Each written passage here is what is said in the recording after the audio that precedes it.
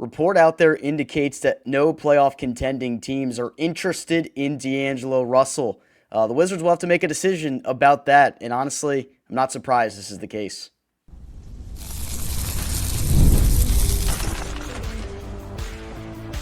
You are Locked On Wizards, your daily Washington Wizards podcast, part of the Locked On Podcast Network. Your team every day. DC family, you are locked on to the Washington Wizards, where you're part of our family. We thank you for making Locked On Wizards your first listen every single day. We're part of the Locked On Podcast Network, where it's your team free and available every single day. We're the #1 sports podcast network in the nation. We're brought to you today by 5 Hour Energy. Have your cake and drink it too. Birthday cake flavor is back. No fork needed. Get that caffeinated kick with no sugar. Party time. Order now at 5hourenergy.com or on Amazon. Alongside the DC sports content creating Savannah Abdullah Ayubi, I'm Ben Strober, and I cover the Washington Wizards for Roundtable IO. AB, happy Friday, my man. What's up? Happy Friday. We're talking about D'Lo. He is officially joined the team, according to Brett Siegel. It's going to be fun talking about it. I know you're not a big fan of him, Ben, but I'm here to counter that argument. All right, well, we'll see if he truly is going to join the team, but the report that we see right now is that none of the teams that are in playoff contention are interested in. So the context that's necessary in the situation for D'Angelo Russell is that teams have a deadline of March 1st, which is this Sunday, to decide whether going to reach buyout agreements. And not because you can buy a guy out after that, but if you buy a guy out before March 1st, he is eligible to join a team and play in the postseason. If they did it after, he'd be eligible to join another team, but he would not be eligible to play in the postseason. And evidently, according to Brett Siegel of Clutch Points, it seems like that Russell has yet to be waived by the team, and there's been no interest from other teams around the league that Russell may actually end up playing for the Wizards during the back half of this 2025 season. Recently swapped his number from 14 to 28 for Washington, technically. So unless a team comes out of left field and informs that they'd like to add him to the team to be part of a playoff roster, the report indicates that he seems prepared to finish the season with the Wizards. Honestly, not surprised at all that there's no interest in D'Angelo Russell being part of a playoff team. I think when the trade initially happened and we found out that he wasn't going to report, I was like, all right, this is whatever. Like, I don't think I really was interested in having him play here anyway. But AB, you said you're a little bit interested in seeing him play? Yeah, I think it's a scenario where if you're the Wizards, D'Angelo Russell is your quote-unquote tank commander. And I know it's a tough thing to say, but also if I'm looking at it through D'Angelo Russell's perspective, maybe this is your last chance to go out there and put some tape on for a lot of these NBA teams and just prove that you still have some juice left in the tank. And maybe that means scoring 15 to 20 points per game. I don't know how many minutes he's going to get because we've seen the 10-day contract guys for the Wizards, and we want to make sure that the development of Will Riley, Bub Carrington, Tre Johnson, all these young guys are still a priority. But for D'Lo, when the trade happened, I thought he was going to get bought out alongside Dante Exum, and I just wondered how long he will be out because Will Dawkins, during that press conference, said that he is doing his own thing, will report to the team soon. Hopefully we have to make a decision on him.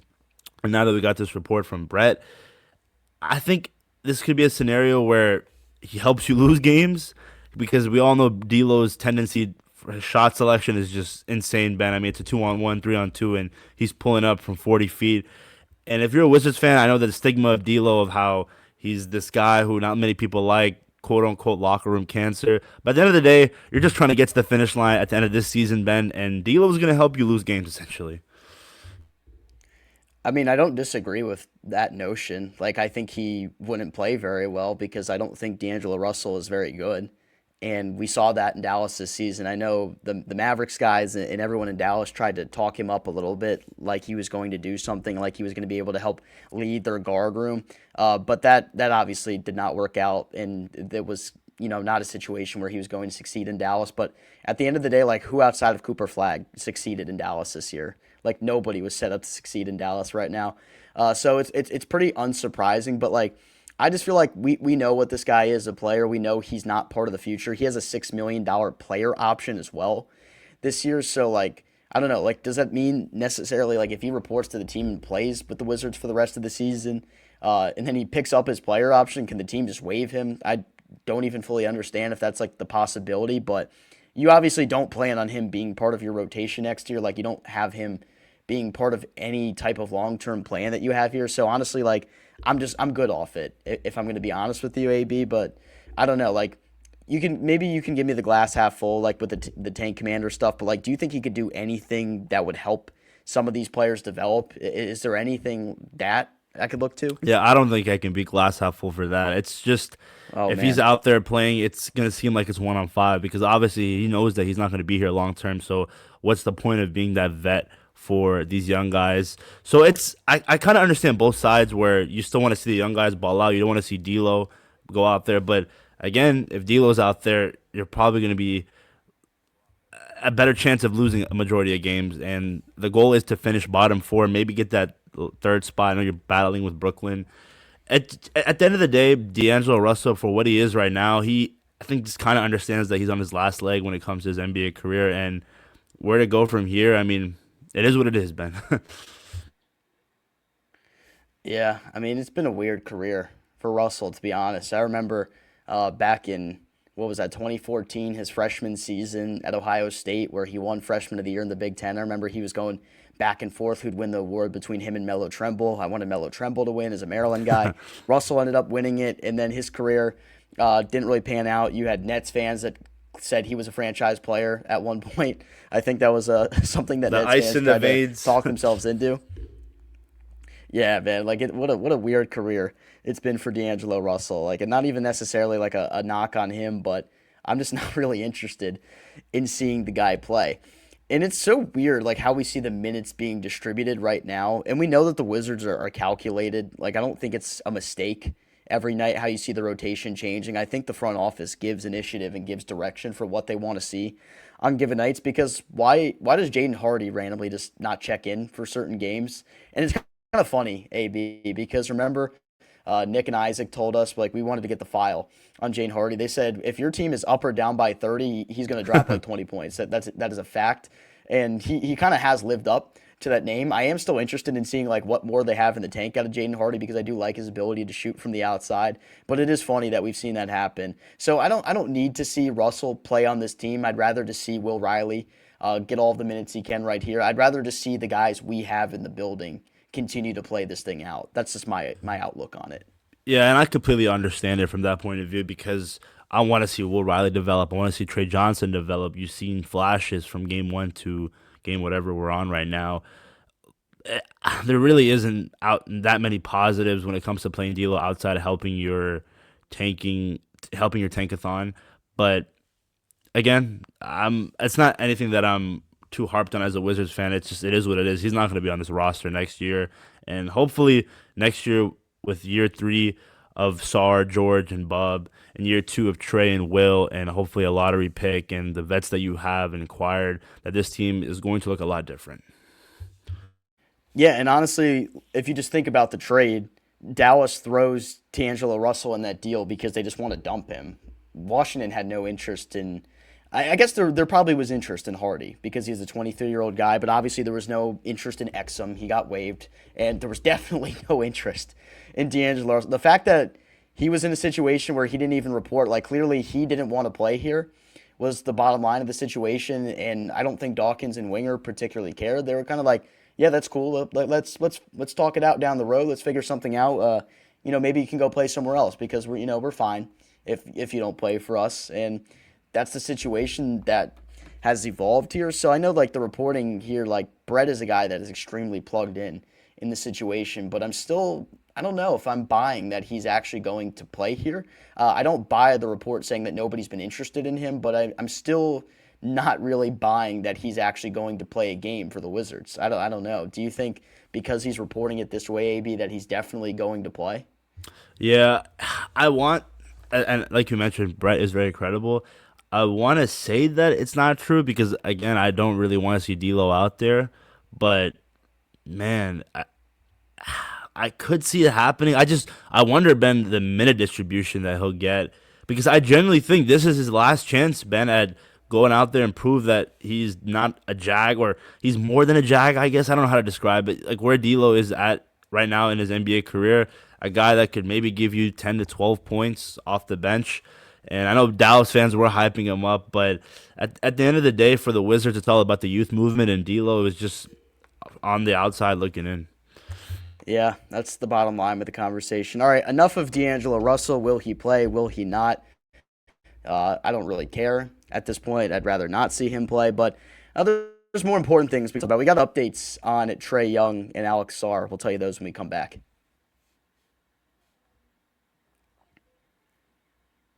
The season's heating up, and DoorDash has a way to keep fans in their bag the whole way through. Whether you're watching the highlights, the tunnel fits, or just your favorite player, DoorDash makes the entire season more fun.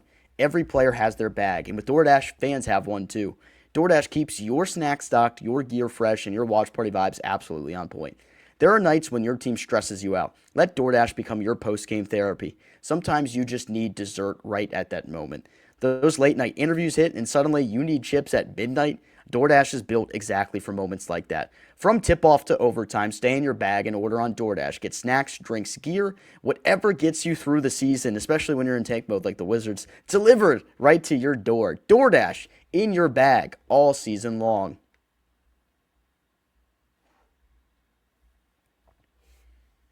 Welcome you back here, Locked On Wizards podcast. Josh Robbins gave a report from Atlanta yesterday. He was on site for Wizards Hawks, which was a 30-point blowout to the surprise of nobody that's been watching Wizards basketball as of recently. He said, speaking here in Atlanta before tonight's game, Coach Brian Keefe said the hope is that Tre Young will participate in more team activities on the court after the team returns to D.C., which is today because they play a game at home tomorrow against the Raptors. Keefe also said that Sarr is a little further behind than Young in rejoining team activities. Now, that is interesting because you could look at this from two different perspectives here, AB. This is one saying Tre Young is actually getting close to playing and we'll see him play at some point. Or this is Tre Young is getting closer in his progression, but he's still not going to play, and Alex Sarr might not even play the rest of the season.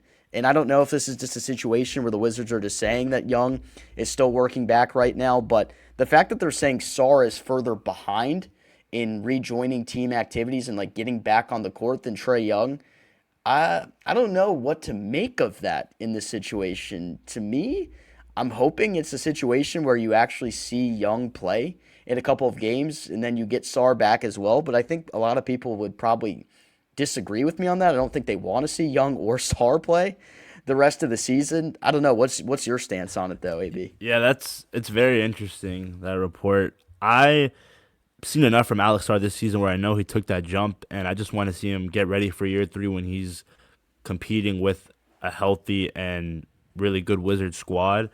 But on the other hand, you do want to see Tre Young out there because you want to see how he fits and meshes well and see flashes of what's going to look like next season with him being that lead point guard. But again, you don't want to risk injury because, again, this is a team that's not trying to win too many games right now, the Wizards. And ideally, you would just try to find a way, Ben, to make sure you don't get fined by the league and also manage to keep the tankathon going. But if I'm being real, I'll go back to the statement that you made about bringing those guys back in AD, Sarr, or any of the core guys young when this team is on that 6 to 8 game stretch when they're playing tough opponents, because ideally those will be at least competitive games with those guys in it. It's tough watching games where you're getting blown out by Atlanta. Corey Kispert has dropped 33 points on you, and CJ McCollum's out there balling out. Ideally, you want to see some of the core guys out there and play to make sure that you're at least competitive in these games. But I do wonder how long this injury. What's the injury for Sarr again, Ben? It's a hamstring injury. Hamstring injury, and those are. It's hard to give a timetable to, right? They're tricky, and sometimes they linger. So, like, they're going to be careful about this. They were very careful about his calf earlier in the season, and part of this is part of the process that they're in right now, which is why they're especially cautious with it. But for a guy that's a 7-footer, almost 7'1", I think it makes sense to be pretty delicate with injuries like this. And the Wizards have been delicate with injuries the entirety of the season. But the Tre Young stuff is puzzling to me because I honestly, we're getting close to it at this point with 25 games to go. I really thought after they traded for him, it was like an honest thing saying that they expected him to play at some point, a couple of games. I didn't expect much. I didn't expect him to play in a situation where they need to be losing these games or whatever. Like, I don't know where they thought they would be at this point, or they think things have gotten too tight as of recent. But I think you could have Tre Young play in a game and help flow the offense a little bit, try to get the fit working while still being in a mode where you're not going to put yourself in a position to win. Obviously, they're going to look a lot better offensively on those nights for those 15 or whatever minutes that he is playing out there. But that's just 15 minutes of offensive basketball. First of all, he's not going to give you anything defensively, so you're going to still be really bad defensively, which the Wizards have been recently. Is 15 decent minutes of offense really that detrimental where you're going to actually win one of these games against a good team like New York or Cleveland? I don't think so. Yeah, it's a good point. The minutes that he'll be getting, and defensively, yeah, we kind of know the knock on Trey for him not being the greatest defender in the world. And I just hope that whatever they do, it's just trying to develop some type of chemistry. And it will be nice to see how Tre Young will play alongside Tre Johnson. I think that if a guy like Tre Young that can facilitate this offense and find ways to get Tre Johnson the ball, that would be fun. And Will Riley as well. It's all about the youth movement right now. I think we've seen enough from Keyshawn. I've seen, like, these guys have nothing to prove in year 2. They're ready to go to year 3. It's what can we see from Will Riley that we're hopefully seeing more of next season. Jameer Watkins as well. Leaky Black. I mean, a lot of these young guys are just going out there and trying to prove that they can be a solid piece on the rotation for next season. Yeah, and I wanted to get your thoughts on this, AB. If Sarr doesn't play the rest of the year, then is there any point in Tre Young playing outside of maybe playing some minutes with Tre Johnson? Or is like the only reason you'd even want to see see Young out there is to see the combination with him and Sarr? Like, is there any point in him playing if Sarr's not? Yeah, yes and no, because the number one guy that I wanted to see play off of Trey was Alex, but also Tre Johnson is a guy that I want to see play alongside Tre Young. It's going to be interesting to see how they mesh up the minutes and rotation wise, because they're obviously observing the rest of the league and seeing the other guys at the bottom of the barrel and just trying to make sure what games do you want to put in these core guys against tougher opponents compared to teams that you're essentially going to be competing against. Is there any other teams that we're playing at the bottom of the barrel against coming up, Ben, for the rest of the season? For the rest of the season, we have the Jazz 2 more times, and we have the Nets 1 more time. We also have New Orleans, but they're a team that's not incentivized to lose, so they'd probably be trying to win that game actively as hard as possible. Hey, man, Sadiq Bey is hooping right now. Former Wizard. I mean, maybe they should have let go of him. Maybe we'll have a conversation about that at some point. He dropped 40 the other Insane. night. Bay's good, man, but like we knew Bey was good. And Yeah. the reason they made that move was to free up the flexibility. So like you had to sacrifice giving up Sadiq Bey to eventually get Tre Young in this trade because McCollum was part of that deal. But it is interesting that it kind of worked out like that, and maybe Bey ends up being a star caliber player. Who knows? Those 3 games, Ben, I was going to say, sorry to cut you off, Yeah. against the Jazz and Nets, those are the games where you just want to see Leaky Black get 48 minutes, Will Riley and Trey, and just let all the young guys play. Yeah, I mean, they'll just let the young guys play regardless anyway. The thing that's hard about this is like BK has a super hard job as the head coach, I think, right now, because you're at the point of the season where you're being directed, I think, by the front office what they want to see in terms of the rotation. I think they want to see a set amount of minutes for each guy. And then you have to have guys that are playing in different roles. Like we saw Will Riley playing at point guard yesterday for a pretty substantial portion of the first half there. It didn't look great at times, and now you're at the point of the season where you're being experimental, and that's a reflection where the results are going to be poor, so people will blame Keefe, and I saw people that were mad at Keefe yesterday saying, why does it make any sense to make Riley the point guard? I don't think that's his decision. I think, if anything, the front office probably said like they wanted to see him get some reps like that, so I don't really understand the knocks on Keefe that people have right now, especially at this point in the season. You know what this team is up to right now, so to blame the head coach for things right now I think is kind of absurd. That's probably the toughest job ever, Ben, being a coach that everyone knows that you're trying to lose games, but you're also being told to maximize development. Like, I don't know how you balance it. It's weird. All right, when we come back, I want to talk a little bit more about the recent state of the Washington Wizards and the offensive game and why it just looks like there's no plan out there right now. Welcome to the 5-hour energy flavor draft with 18 different flavors to choose from, including new options like confetti craze, fruity rainbow, or cotton candy. There is something for everyone. The board is set, the flavors are ready, and I've got my number 1 pick for the 5-hour energy flavor draft. First off, cotton candy being back is elite.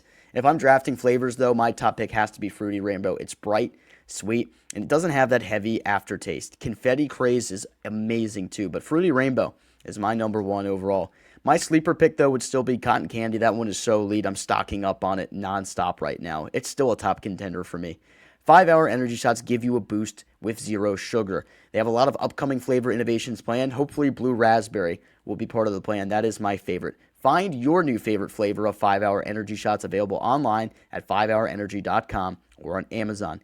There is nothing like being in an NBA arena, the crowd, the energy, the moment. Getting tickets, though, that part hasn't always been so simple.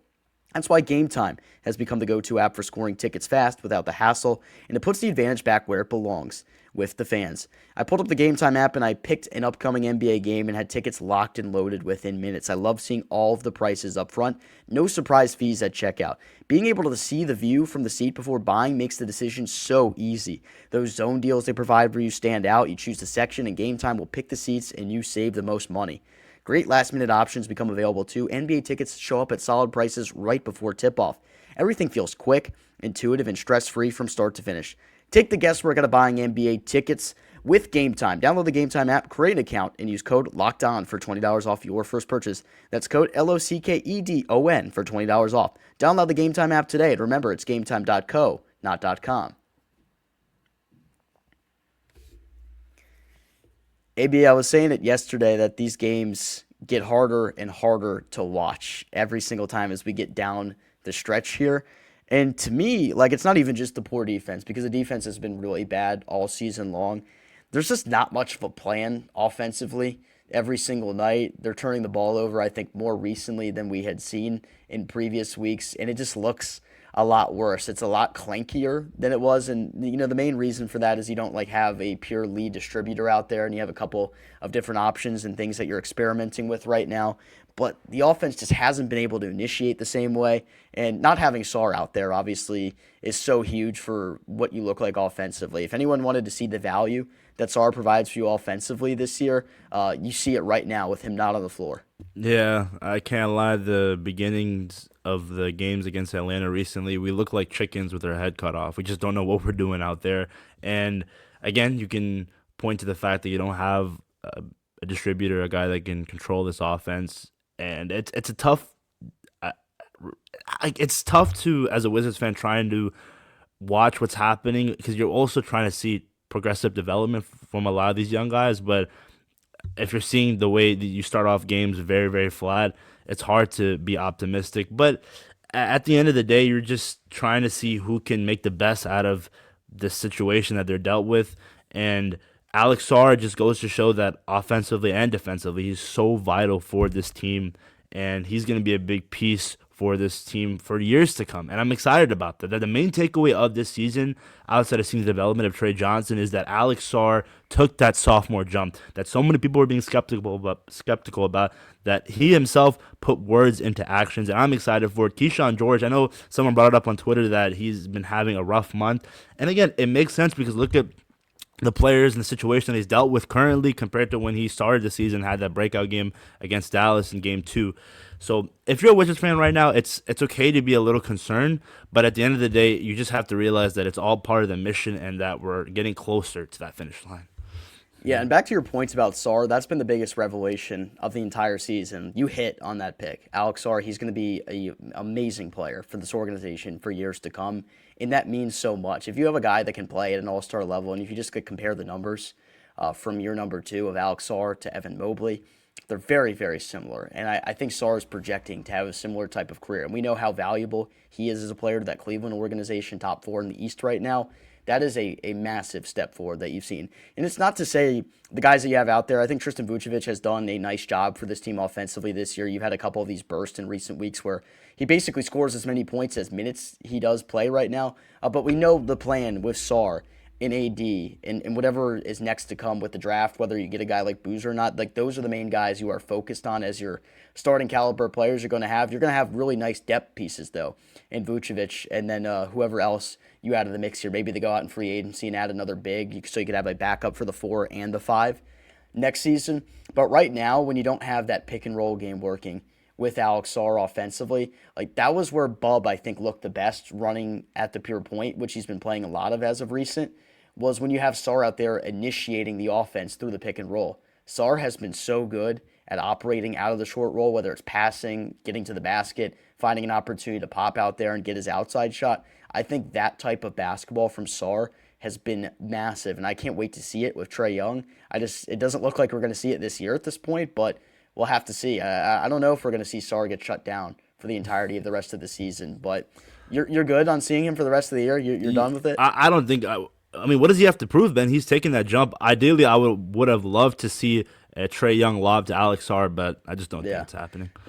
We got to wait a little while, don't we? Yeah, 100%. I want to see Sarr get stronger, and the offseason is going to be, big component of that, what he does in the weight room. I want to see similar things for Will. I want to see it for everybody, because we could have long-term physicality issues. We're the lightest team in the NBA right now for a reason, and that's kind of the mold of players they like to draft. They like their skinny guys, to say the least. Dawkins does. That's why if they fall to 6, it almost makes perfect sense. They get Keaton Wagler, just like another thin guy that can score the basketball really well. Good positional size at 6'6", I think Wagler is. So guys got to hit the weight room. Everyone's got to get bigger. Everyone's got to get stronger. I don't know if Sarr is going to ever be a dude that actually weighs 240 pounds. I don't think that's a realistic thing for Sarr, but you'd like to see him get that muscle mass up, get the lean muscle mass the way Keyshawn George did this offseason, so he can go down in the low post, bang bodies with guys, and not get out physical on certain occasions. Also to help him out rebounding. Skinny guys and having some form of French descent, Ben. Don't forget that. But, yes. Yeah, I think there's nothing wrong with, again, obviously you want to put on some muscle, but you also don't want to, turn into a bodybuilder and look like Larry Wheels. So the way Alex Sarr, the way that Alex Sarr looks right now, I think it was going into media day, they labeled all the measurements for all the young guys and how some guys got taller and stronger. I'm excited. I really am. Obviously, you want to put on some muscle because we saw some flashes of him getting bullied from other centers in the NBA via Karl Anthony Towns and Rudy Gobert, but that's going to happen, and you're just hoping that those experiences are learning curves. And if you're a Wizards fan, you're just so optimistic about Alex Sarr because we really haven't had a guy in the center position with this type of caliber offensively and defensively, and it just gets you so hyped, Ben, because think about the centers that we watched growing up. Marcin Gortat, God bless him, but he was very limited defensively, and offensively he just thrived off John Wall. Daniel Gafford, very athletic, was a lob threat, but couldn't get you anything outside of the painted area. And it was just a carousel of centers. But now with Alex Sarr, the development, the front office having so much confidence and trust in this kid, the sky's the limit. Yeah, man. Sarr and AD is going to look fun next year when we finally see that on the court. All right, AB, anything else on this Friday? No, Ben. I think I've been watching some of the NFL Combine. The Commanders have the 7th overall pick, so I've been balancing that while trying to watch Wizards basketball. Man, who are we going to get? I feel like all the top defensive guys are going to come off the board. Are we getting Jeremiah Love, AB? You see this, Ben? You see this? You got the heart up. The listeners, I'm putting the heart up. Jeremiah Love alongside Jaden Daniels. As a wise man once said, forget defense. We're all on offense. You are always horny for offensive players in basketball, in football. That is your bread and butter, man. At the end of the day, you just got to score. I swear you're always like, F the defense, man. We just got to keep scoring more points. I mean, just look at it. That's how sports is right now. At the end of the day, you got to go out there and score 80. Just make sure you don't give them more than 79. The Commanders need defense so bad. I think the postseason this year proved that you need to have at least an average defense, if not a really good defense, to have a chance to win the Super Bowl. Because 5 can wear the cape if he stays healthy this year, but I don't know. I don't know if it'd be enough at the end of it. That defense was so ass. You could not win anything. You know how bad it was. That Detroit game, man, was one of the worst defensive performances I'd seen in my whole life as a Redskins football team Commanders fan. And there's been a lot of them, guys. A lot of them. There's been a lot of bad ones, dude. Ideally, Ben, is you spend a lot of money. Adam Peters makes it rain in free agency on defense, and then at 7, you take best player available. BPA, baby. Yeah, I like Caleb Downs, man. I really do. I think we could get a blue chip player and that guy at a position of need at safety. That'd be. All right. I don't know why we're doing David Harrison's job. This is right locked now. on Commanders now. sorry, David Harrison. We're taking your job for the moment. All right, that'll do it for it today. No more Commander stuff. Back to the Wizards stuff tomorrow. Wizards Raptors tomorrow from Capital One Arena. We will be there on site for you. Post game coverage coming your way, of course. Be sure to keep it locked on to the Locked On Podcast Network, Locked On NBA Daily, and then Locked On NBA Fantasy Basketball as well. For Abdullah Ayubi and Ben Strober, talk to you guys later.